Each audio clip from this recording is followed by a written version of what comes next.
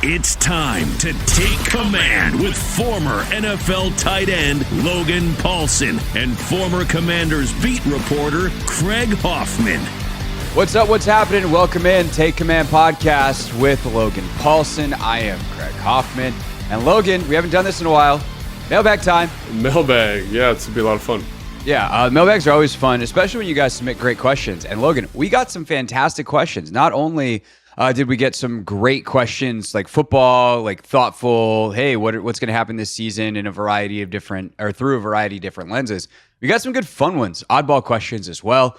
So we'll get to all of those, or as many as we can here. I will go ahead and tell the listening audience that I will probably take some of the leftover questions and answer them on the Hoffman Show and a Hoffman Show mailbag, because we're in the doldrums of content winter here in the middle of May, and there's some really good ones that I want to talk about. And also, we're going to save some of these for future mailbag episodes because there were genuinely that many great questions. Probably the best batch of mailbag questions we've ever gotten. It starts with at Big Papa 703, Jeremy Lee says, which player coming off of a down year or injury in 23-24 needs to have a bounce back season in 24-25 for both their career and the team's success? Some good options here to pick from, Logan. Yeah, I was gonna say, who do you want to put in this bucket? You know what I mean? Like, who are some names of people that you are like, oh, this person would fit this criteria? Because like my first initial inkling is Emmanuel Forbes, like right off the gate, and I think he's one of a couple guys, but I just want to make sure I'm not leaving anybody out.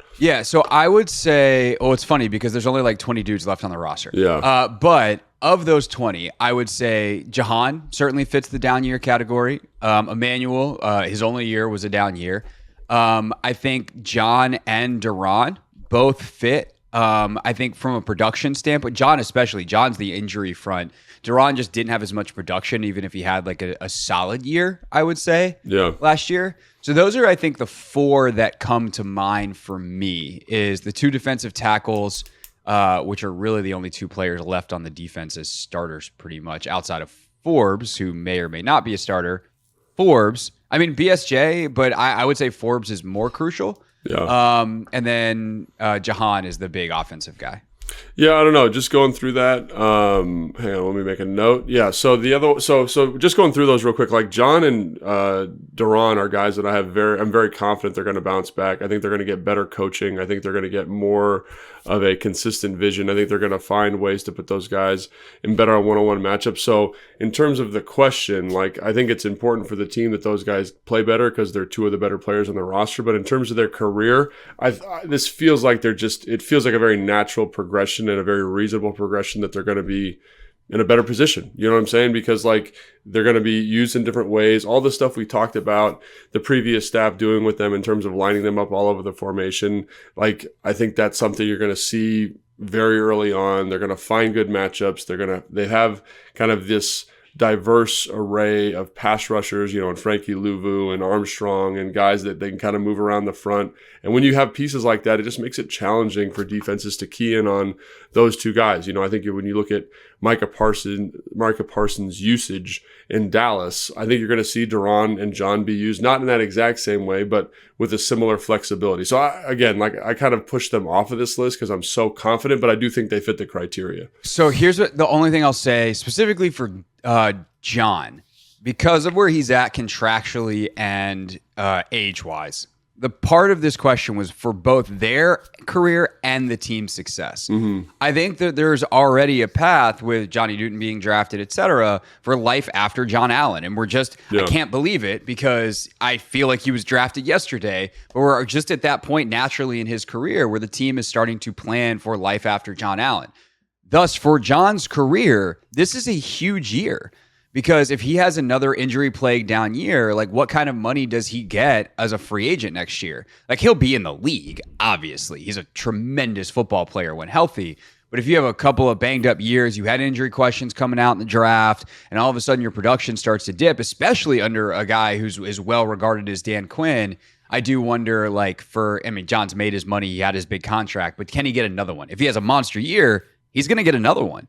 And whether that's here or somewhere else. So for his career, I think it's big. Duran's kind of just in the right sweet spot where he maybe has a little bit bigger window.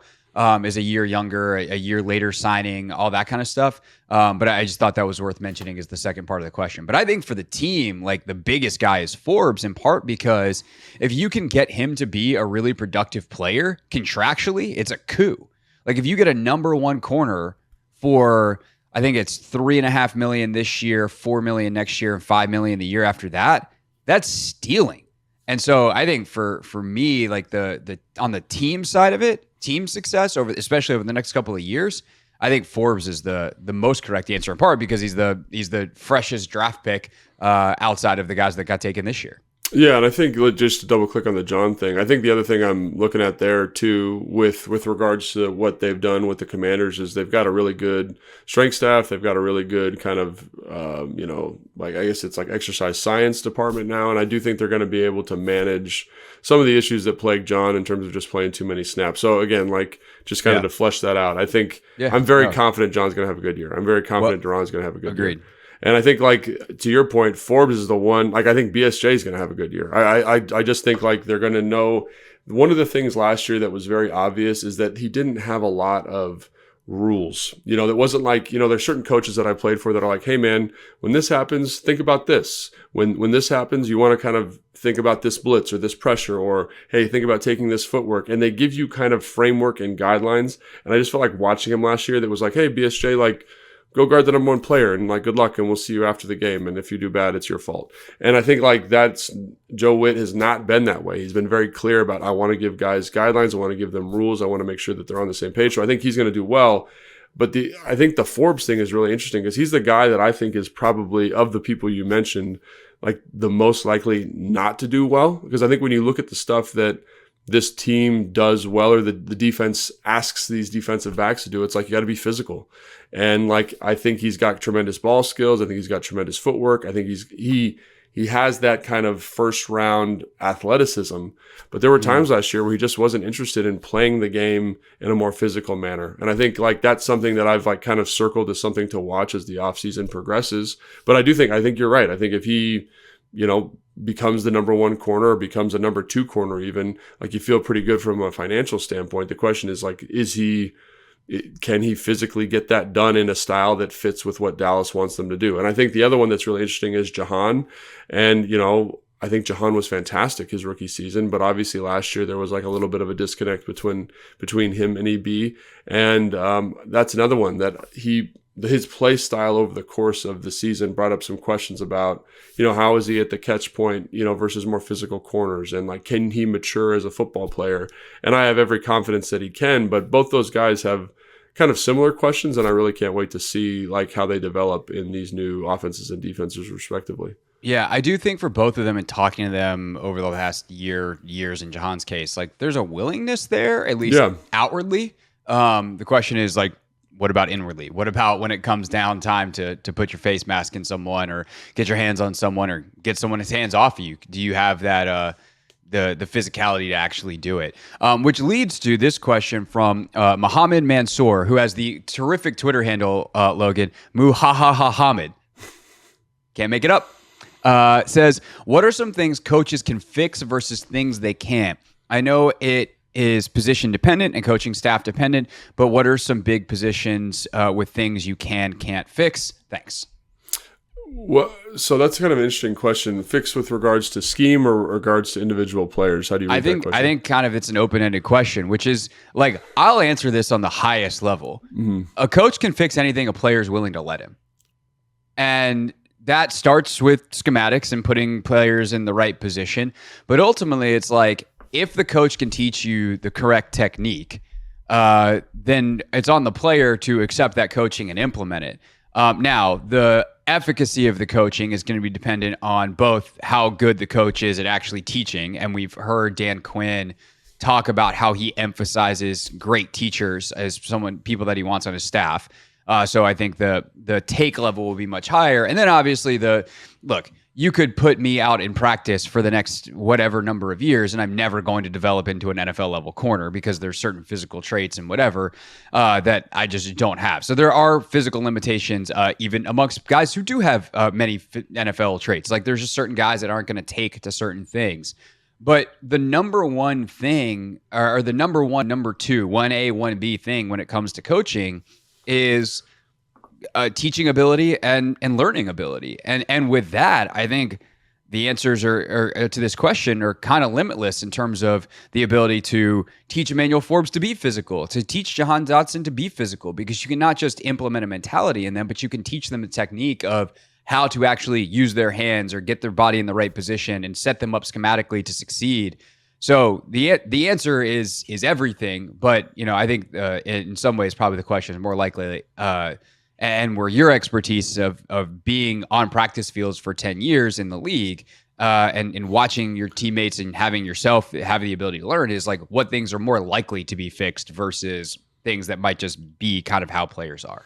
Yeah, and we're both coaches, so there is this kind of like, predisposition to be like, oh, anything that you emphasize can be fixed. And I think that's true to a certain point, but I've had a lot of conversations with coaches and like about guys kind of how they play, like a guy that I remember, Jason Hatcher, do you remember him? Mm-hmm. He was here, 2000. Yeah, I covered Jason both in Dallas and here. Yeah, 2011 to 2014, maybe something like that, 13.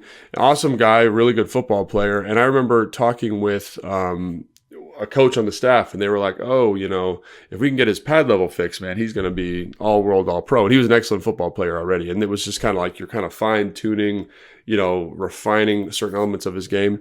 And I remember talking to a coach that I knew who was in Dallas with Jason, and he was like, man, they were talking about that with him there for 5 years. And it's like sometimes you just are who you are. And I think like where you see the biggest impacts on players in terms of their development is when a coach understands acutely who that person is. Yep. And then I'm now going to kind of shift my philosophy or shift schematically to kind of include what you do well. And that's one of the reasons why I feel like a guy like BSJ is going to do much better in this system, because Dan and Joe have shown an ability to kind of say, hey, man, like, this is what you do well. We're going to give you kind of some framework here that allows you to play better. Because I think, BSJ, one of the things about him is like, he's not overly physical, right? But it's like serviceably physical. So how do we kind of make sure that we get that serviceably physical in conjunction with this great coverage skill set in the context of what we're looking for from a schematic standpoint defensively? We already talked about John and Duran, like, they kind of are who they are. Like, John's going to rush the passer the way he rushes the passer. Duran's going to do the same thing. But how do we kind of say, hey, like, give them some framework, give them some guidelines, find those one-on-ones for them to, again, maximize those skill sets. So to me, it's more of it's really hard, especially at some of these players' points of their career, to be like, hey, we're going to correct this body position or this how you run or whatever. That's really challenging to do, but we can kind of say, do what you do, but do it now. Do it in this situation, yes. Do it with this opportunity.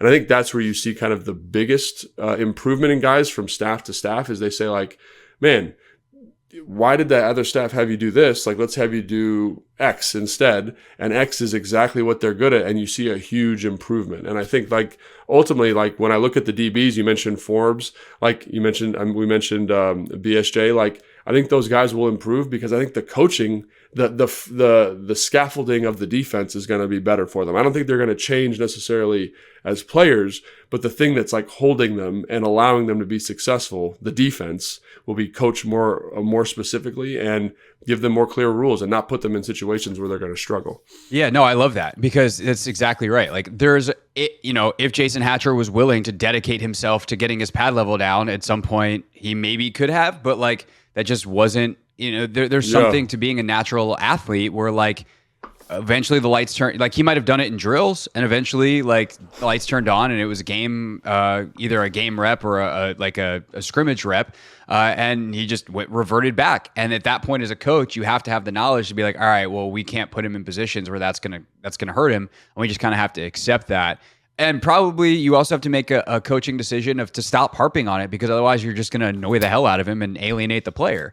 And so there's, again, the coaching efficacy and the willingness to learn and the ability to learn, those two things come together. But like you said, I love your explanation there because ultimately there are two tools the coach has, like two macro tools. It's technique and scheme. And if you can't fix the technique to be what you want it to be, quote unquote, ideal, you better find a way to cover it up, because we are also dealing with condensed timelines. It's not like the goal here is to get the technique right in the end, then you get bonus points on the scoreboard.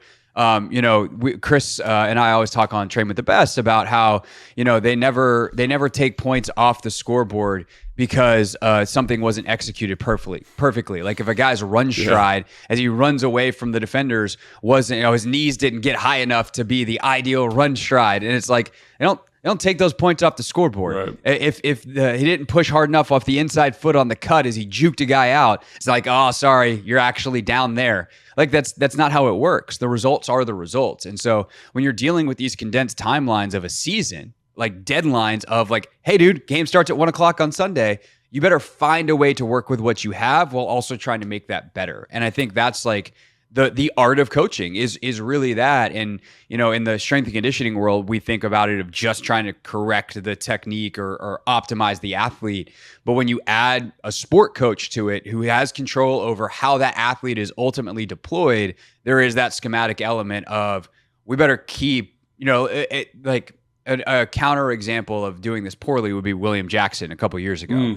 Like they kept trying to put the square peg in the round hole as they were like, hey, we're going to make you a round peg. And it's like, nah, that dude's a square peg. And you just need to accept that he's a square peg and quit trying to put him in a round hole. Yeah, and I think the other thing that we've talked about a lot coming off the draft is like having a vision for the player, and it's kind of like what you're alluding to there with William Jackson III, right? It's like, for example, I'll take myself for example because I was a very specific type of player. Like I was a blocking tight end, and basically like if that role had already been filled on the team, then I was a redundant piece, right? I didn't need to be there because my skill set, I'm not going to run the seam. It's like the same thing. It's like you don't bring Zach Ertz in to block duo. You bring Zach Ertz in to win routes and beat linebackers. So if my vision for a specific player is not totally aligned, then then all of the coaching and all of the specificity and all of those specific details in terms of evolving the player don't work. It's like Dominique Hampton, I think, is a great example. He's a very unique body type, very unique skill set. If he went to a different system, they were like, hey man, play post safety. It's like the value of him is totally diminished, right? But if he's here in this defense, they're like, hey, you're going to be our dime linebacker, you're going to be our Buffalo nickel, you're going to be the star, whatever that term is, and we're going to get you close to the line of scrimmage, and you're going to play man-to-man coverage and fit runs, like the value increases because they found what he's really good at. And I think that's the thing with coaches. It's the vision, the scaffolding of the defense, and kind of maximizing that individual player's superpower. And I know that's kind of cliche, but I love that Dan says that all the time, because it's like, what do you do well? And do we value what you do well? Because if we don't value it, we don't need you. And the thing about the NFL is there's a surplus of people wanting to play in the NFL that have superpowers, that need job opportunities. So like, let's just find someone else that fits our vision a little bit more acutely.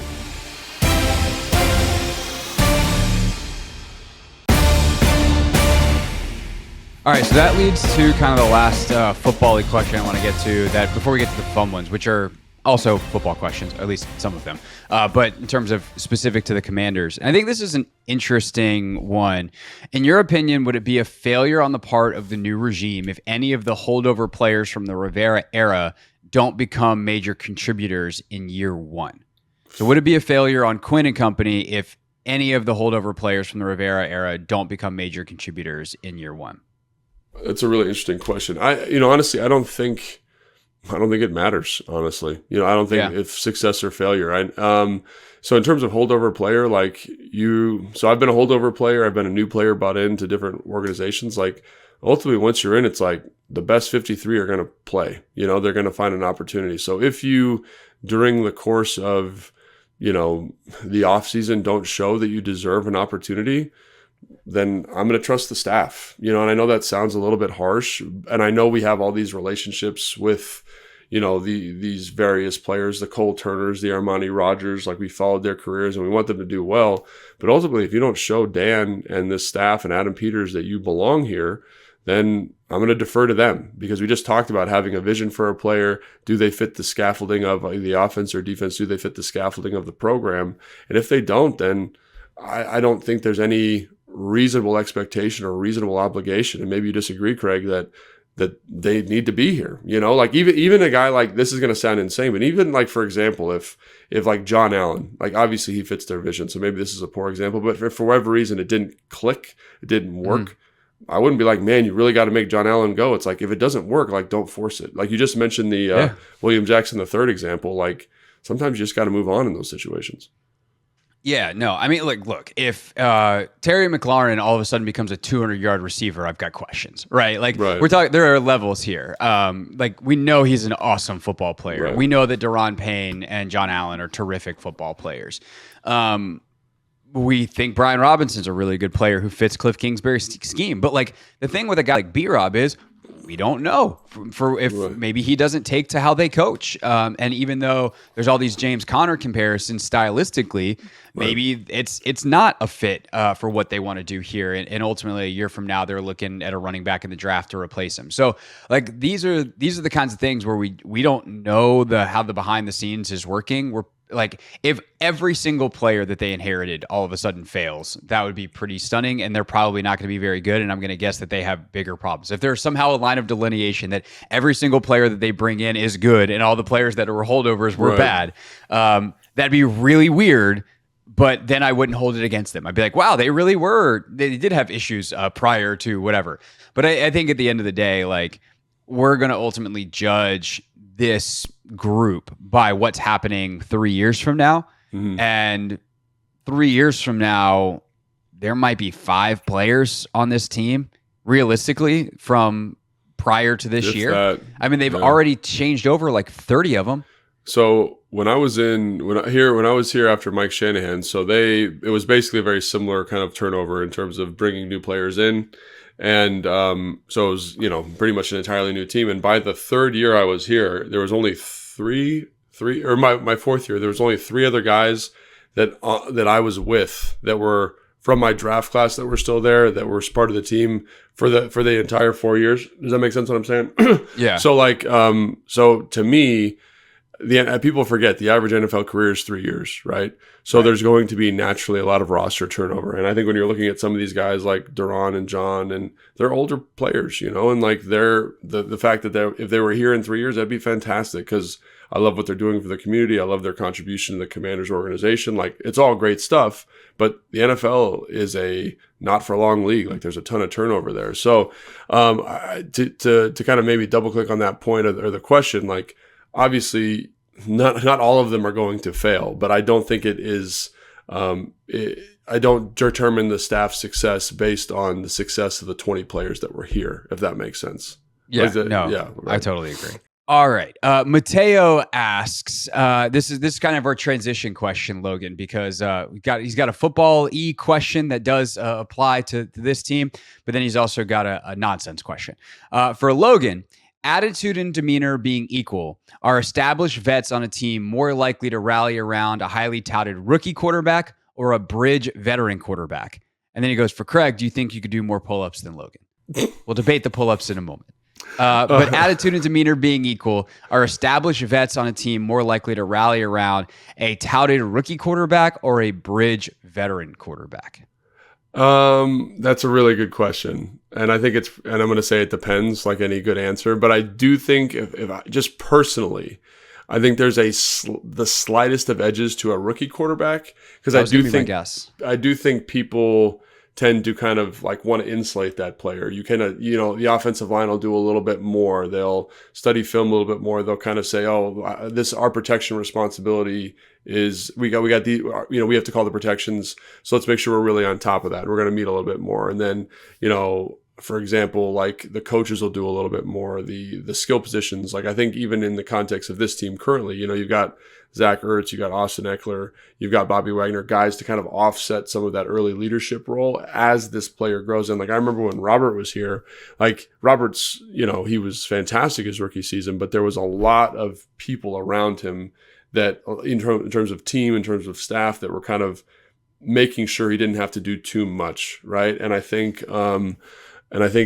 there's this optimism around a young player, like when you're on a team and you're like, oh my gosh, this guy is great, that makes you want to do more and makes you want to protect that guy a little bit more specifically. So I think that's kind of what I would say. I do think, obviously there are cases where the bridge guy is very dynamic and charismatic. I think Taylor Heineke's a great example of that. But I do think there's something. Flacco last year in Cleveland was like an amazing example. Right. But the optimism for the future around a young player, I think, galvanizes a locker room in a really cool way. Like I remember having conversations in 2012 where I was like, man, because of Robert, I'll be able to play here for 8 more years or whatever it is. Like that was because of him. And because you look at him in that way and because you look at his success as tied to the success of the organization, there's something really exciting about it, especially if they show they can play. You know what I mean? I think that's another thing that's important. Well, that's the thing, because like the question is phrased very well for attitude and demeanor being equal, right? Like if one guy is like, if the rookie's shy and you're like, I don't know, and the veteran is Flacco or Heineke or like one of these really dynamic personalities, then it's gonna be really easy to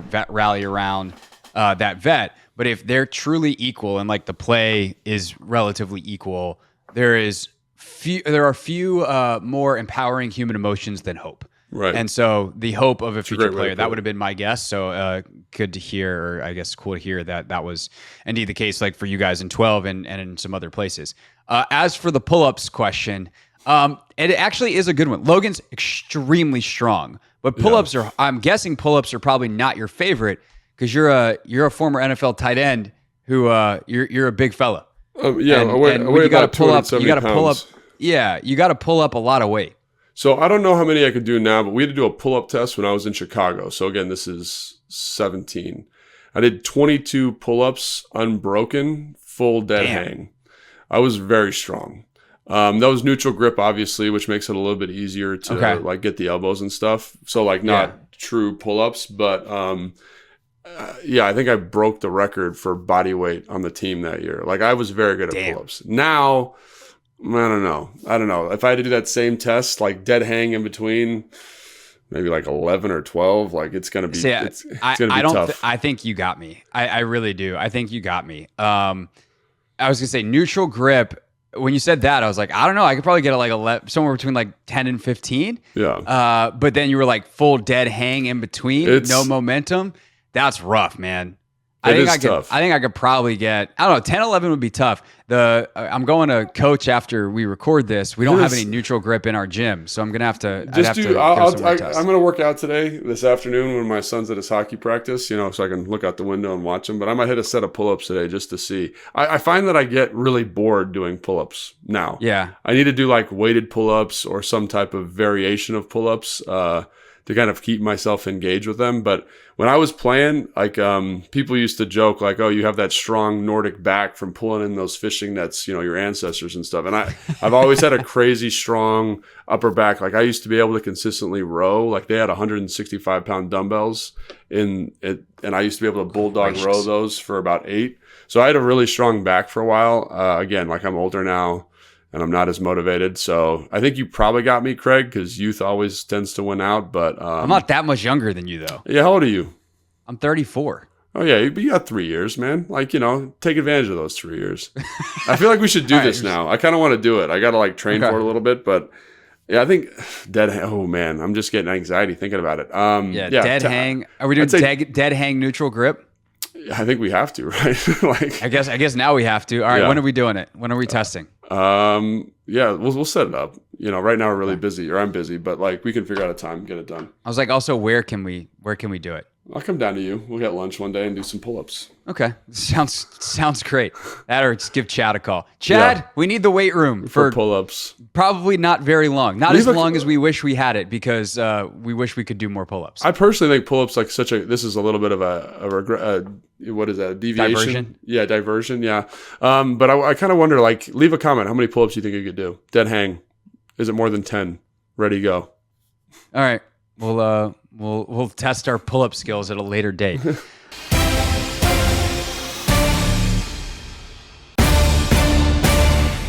All right. This one from Vic JG. In light of the Austin Rivers tweet, Logan, I'm sure you at least got wind of this. This was the NBA thing. NFL discussion a couple weeks ago. Which Commanders players, past or present, do you think could not just play but dominate in the NBA? The answer is none of them. None of them could dominate in the NBA. Play in the NBA is a different story. Like the first thing, like this was the most predictable cycle of a silly sports argument, because first you had a bunch of football players getting really, really mad and saying like, oh, you would never, you couldn't go over the middle, whatever. And it's like, no. All the dudes that we're talking about here are playing wide receiver. But also when you flip it back the other way, like in order to play in the NBA, you basically need to be at least 6'3" and less than 230 pounds. And the number of dudes in the NFL that are greater than 6'3" and less than 230 pounds is pretty slim. And then you need to have extremely high skill level, especially if you're shorter than like 6'7", 6'8", which eliminates almost everybody. Because either like the tall dudes are O linemen or receivers, and the receivers, like, unless they're awesome basketball players, and still then, like if you're 6'4", 220, you're a monster NFL receiver. You're an undersized like NBA 2 guard. Yeah, you're like a point guard. Yeah, like it's just a height thing. Yeah, so that's a really that's an interesting question. So I think, obviously Jordan Reed was a tremendous basketball player. Like he could get out there and his handles were awesome, and it felt like watching him that he could have played like college basketball somewhere. But I think he probably could have. Yeah, I'm not saying the answer is zero. Dominate in the NBA, the answer is zero. Play in the NBA, if they dedicated the training to it. Jay Reed feels like a great call. I mean, the guy that, I don't know if you know this, Trent Williams is an unbelievable basketball player. That was what I was going to say, man. Like if there's one athlete that I think could do it, it's Trent. And because again, Trent would have to dedicate a lot of time to skill acquisition, all that kind of stuff. But if there was an athlete, like I just don't think people understand like how special he was as a mover, as a jumper, as a sprinter. Like his hand-eye coordination was incredible. Like he could easily dunk a basketball when he was 330 pounds. So I think about him kind of So I did a whole piece on like basically the mythology of Trent Williams' athleticism. When I was on the beat, I just went around the locker room and collected stories. And Adrian Peterson was there at the time. They were together at Oklahoma, and he had a bunch, including like they were playing freshman pickup basketball, like when they first got to Oklahoma. And Trent's like out there just hanging out. He's like still in his sweats. And from standing underneath the rim, not like run up, apparently he's standing underneath the rim and did like a 360 in between the legs dunk. Yeah, I saw him do that in slides we had a walkthrough at Lifetime Fitness, and he was in slides and just walked up and like straight like yammed it from under the basket, like off a vertical. Like he was a incredibly special athlete. And I just think about his size and ability to move. Like one of the craziest things like I've seen, like so Trent weighed like 325 when this happened, but interception, he like tracks down the DB, is able to sink his hips and like uncoil on this guy like in a way that looked like a linebacker, so again, from an athlete perspective, like he's probably one of the only ones. Again, Jordan Reed's one that again, because he was so skilled and he just kind of had this natural and he played a lot of basketball. And he credits that crossover, move that he had to the basketball footwork that he had developed. Yeah. So again, like those are the two guys that come to mind. But I think I think people don't understand like how specialized the NBA is now. You know what I mean? Like I saw a statistic recently. I'm going to butcher it, so just bear with me. But like, it's like something like less than 0.01% of people in the world are over 7 feet tall. But in the NBA, it's over 15%. You know what I mean? Like they've just accrued all these really like unusual body types for the sport. And there's a reason that, like people don't talk about this enough in terms of youth athletic development, but there's a reason that like people become football players, and there's a reason people become basketball players. Like I had a scholarship offer to play soccer, right? And I was 6'4", 215. But like, where am I going to make more money as a gigantic soccer player or like football player? Like probably football player. So like that road diverges in the woods, and it just kind of naturally selects like the tough kind of stockier guys go play football, and the tall, lanky guys that are really, have great hand-eye coordination go play basketball. And like, that's just how it goes. If you were going to be a great soccer player and make a lot of money, you would have known by the time you were 15 years old. Right. My I could have played in college, like, and that would have been cool, like great college player, whatever. But like my guy Aguchi Onyewu was also 6'4", and he was in U.S. national team camps by 100%. The age of 14, and wound up playing in a couple World Cups. Like in that sport, early because they tell you. Yeah, and I think not that D1's anything to sneeze at. Like, that's incredible. But you can develop late, all that kind of stuff, but it's just different, right? It's just like, and again, like if I look at my skill set as a player, like I was a hyper physical soccer player. You know what I'm saying? Like, obviously my path was to a more physical sport, right? And I think like when you look at guys that play football at the highest level, there's like a little bit of a screw loose, right? They're a little bit messed up. They're hyper physical. They love contact. And that's not basketball. And not saying basketball is not a physical sport that's crazy challenging. It's just different. And I think basketball is a contact sport. Football is a collision sport. Right, exactly. And I think it just naturally selects out. So, there's a reason there's not a bunch of 7-foot tall offensive linemen, because those dudes go play basketball, because that's where the money is for 7-foot tall dudes. Right. All right. This question from @NoFollower says, Logan, what's the funniest thing an opponent said to you during or after a play that made you bust out and repeat it in the huddle? So a lot of stuff I can't say on this podcast, right? I'm sure. Because it's inappropriate for our listeners. I'm sure. But a couple things, I just laughed at one of the things that a teammate said to me that I thought was hilarious.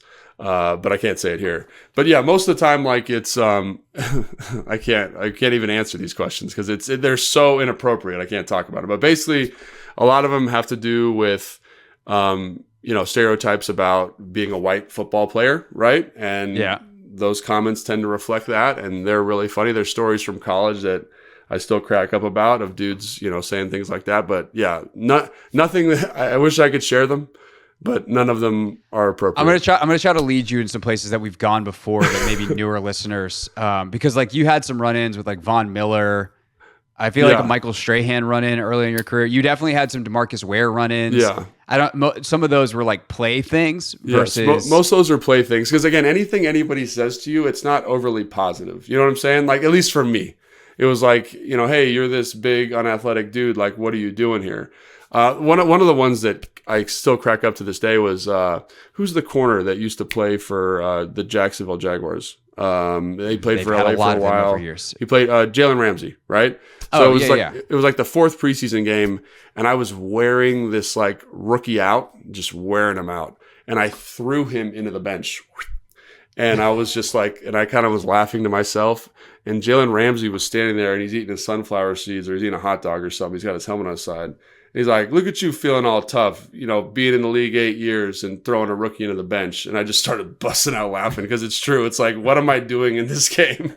Why am I playing? And it was just such a crazy juxtaposition. Like, and I think it's a perfect microcosm of the NFL, because it's like, here he is, like making millions and millions of dollars, eating seeds, and just kind of like, what the hell? Like, why are you playing so hard? And it's like, here is me. Like, I'm trying to make this freaking team, like, chill out, bro. Like, this is how I'm going to do it, And it just was this crazy, and it was really funny. Good for him, so. There you go. We got a good one. Got one in, but all the other ones are inappropriate. The other ones, if we ever do an uncensored podcast that's not actually recorded, perhaps we can tell some of those stories. Because I can't even say, I can't say any of them, so. No. All right, this one from Big John 1906. Logan, more satisfying, a TD grab or a full speed collision where you hear the air leaving another man's body? And then he has a question for me too, which I can answer in a second. But TD or just knocking somebody, or perhaps throwing a rookie into the bench? Yeah, I mean, it's always fun, like physically imposing your will on another person. But some of those big collisions, man, they're awesome. Like, I love them. They're great, but they hurt so bad. You know what I mean? Like, even though you're coming out on top, the other guy's on the ground, like, you've given a little bit of your soul to the football gods. You know what I'm saying? Which is maybe satisfying if you do it every once in a while, but with the frequency that you had to because of who you were as a player, like, That's too many pieces of your soul that you left in on the field. Yeah, I've told this story before about the guy from, the Colts, like just going battering ram for the whole game. We got dented face mask, the whole thing. Like, I remember that game extremely fondly. Like, it's one of my proudest moments as a player.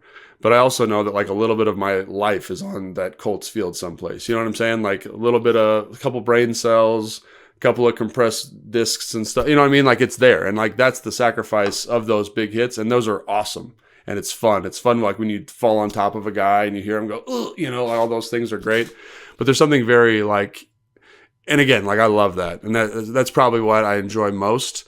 But there's something awesome. Like, when I caught the touchdown against the Seattle Seahawks to go up 14-0 in that playoff game in 2012, and the stadium is just electric, and it's so loud. It feels like you're kind of being like electrocuted. Your whole body's alive. Like, there's nothing quite like that. So I think they're both pretty fantastic in their own right.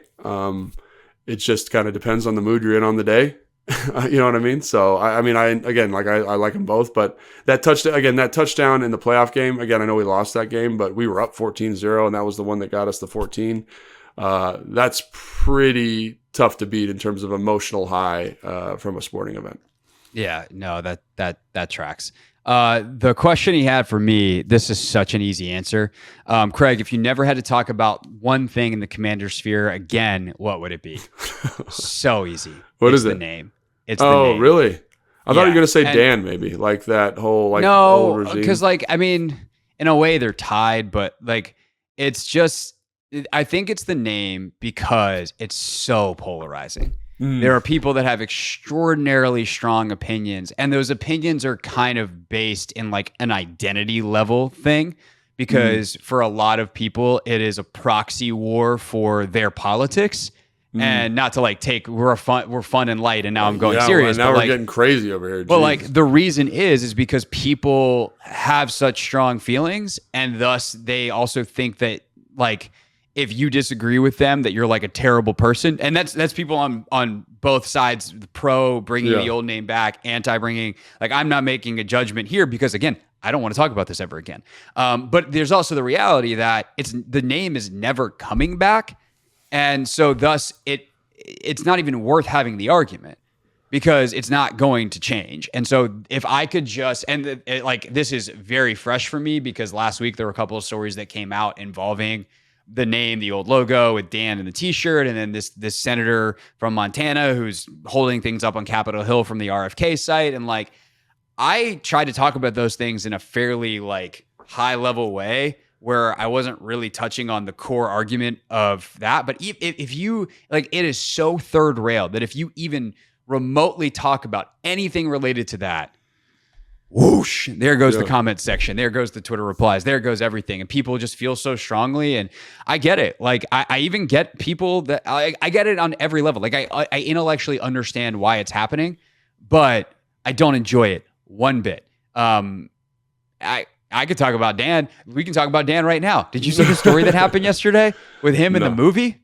Oh, I don't. I'm not. Yeah, there's a movie about the former president that's being made that he donated a lot of money to, or he helped fund, not donated. He helped fund because he thought it would be a fond portrayal, and then it turns out it's not a fond portrayal. And when he saw the movie at the Cannes Film Festival, he got really upset. And I'm like, okay, no matter again what you think of like how that, how he should be portrayed, whatever. The fact that Dan Snyder didn't do his homework and just gave people money, and then like it's just chef's kiss, perfect. Yeah. I have no notes other than that is hilarious. All right, last but not least, our guy Teresh says, Logan, when you first put on the pads as a pro for rookie camp, did you notice a difference from coaches in treatment / expectations based off draft status, or does that immediately go out the window? And then he asked me, what is the best answer you've ever gotten to a routine post-game question? Oh, love that question. I do too. I got to try to think of an answer. I've been trying to rack my brain, but I'll think more while you answer. So basically, absolutely. Absolutely there's a difference in terms of how they treat you. I know a lot of coaches say, we don't care about whether you're drafted, undrafted. It's just hard, man. Because like think about like with the drafted prospects, you've probably as a coach, there you get a list. you watch them, you've interviewed them, you've had conversations with them, you know them better, you have a vision, you've established a vision for how you're going to use this player. And for the undrafted guy, it's like, yeah, we want you here, but like there's no financial investment, there's no draft capital investment. It's like, here you go, let's see if you can make the team. And I think they obviously pour more of their coaching time into the to the drafted guys or the priority free agents or whoever it is, and it just comes down to like money and then personal relationships, and it's nobody's fault. Like it's just how the cookie crumbles. And the longer I was in the league, the more I understood that, right? Like the more like the first day of training camp or the first day of OTAs, and you see, here are the drafted guys, here are the undrafted guys, like they just are different. It's just a different pool, and it just is so hard to get from the undrafted pool into kind of like the cool kid crew. Like I remember when I was a rookie, just as a simple example, you remember they have like those metal lockers in the locker room, right? For the 90-man roster.